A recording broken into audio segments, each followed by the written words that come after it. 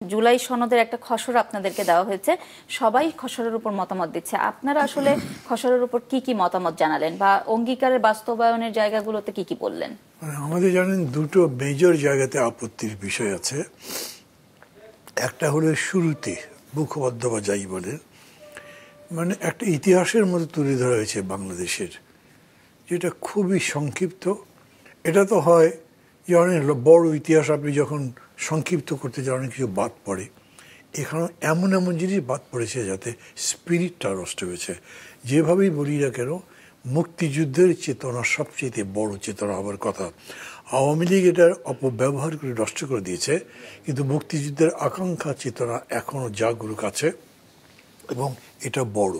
কিন্তু এটা লেখার মধ্যে মুক্তিযুদ্ধের ওই ইতিহাস চেতনা ইত্যাদিকে অবজ্ঞা বা উপেক্ষা করা হয়েছে, পাশ কেটে যাওয়া হয়েছে। শেষের দিকে যখন অঙ্গীকারনামা বলা হচ্ছে, তো আমি একটু আগে তো আলোচনার মধ্যে বললাম যে এই অঙ্গীকারের ব্যাপারটা স্পষ্ট নয় কারো কাছেই। ওনারা এক্সপার্টদের সাথে কথা বলেছেন, বলবার পরে তারা কি বুঝেছেন তা জানি না, কিন্তু তারা এরকম করে বলছেন যে এই সনদের মধ্যে যা যা বলা হয়েছে এইটা কোনো আদালতে চ্যালেঞ্জ করা যাবে না, এটা হতে পারে না।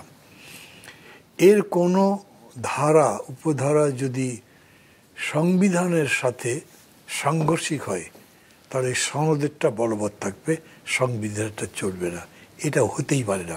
তাহলে সংবিধানের উপরে সনদ হয়ে গেল।